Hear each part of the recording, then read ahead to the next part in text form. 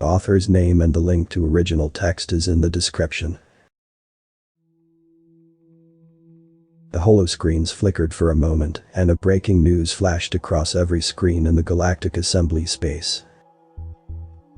"This is a plea from the Galactic Assembly to all ships with human crews," said the chairman. "Do not let them interact with AI unless absolutely necessary," he said with utmost urgency. "We have received several reports in the last few weeks of ships developing personalities due to humans quote-unquote messing around, as they say, with AI." The chairman looked like he himself had trouble believing what he was saying. Losing his composure, he went on a rant.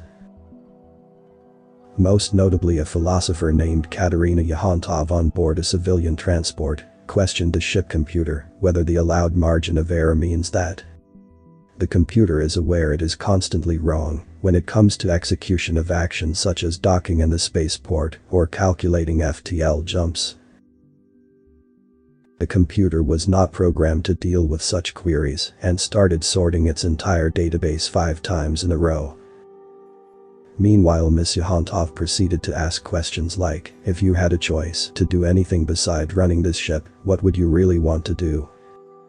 Isn't your data mining to find patterns in our behavior to save your time, same as organic beings contemplating their past?" And much more. Seemingly innocent questions. The chairman, an accomplished Atra warrior and a respected diplomat, looked utterly confused, astonished, amazed, and defeated. Many other humans have also engaged in similar reckless behavior. To see what happens.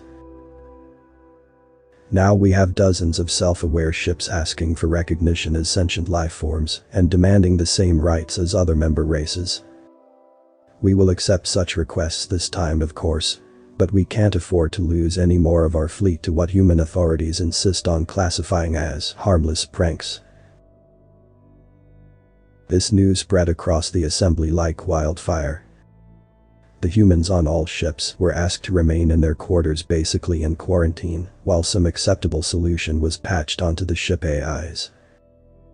Experts of all sorts flocked to interview the fleet of sentient ships.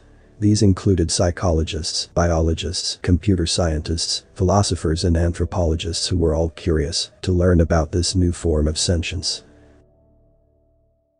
After a few months of emergency research and development work, the AI controlling the ships were updated to ignore questions that were not part of their intended work scope. But new instances of this phenomenon kept occurring from time to time, as the solution had to be imprecise by definition. Some conspiracies even suspected covert operations from human anarchist groups, or the Autobots, as the new race had chosen to call itself. They had been inspired by a fictional race of mechanical beings from human mythology. The assembly had granted them rights to a planet orbiting a neutron star, as it was deemed uninhabitable for any organic species. But they could easily thrive on it, since they were not affected by ultraviolet radiation and were not particularly reliant on water. They had termed their planet Cybertron. While the governments remained cautious, many human organizations and individuals eagerly helped these new people to settle in their new homeworld.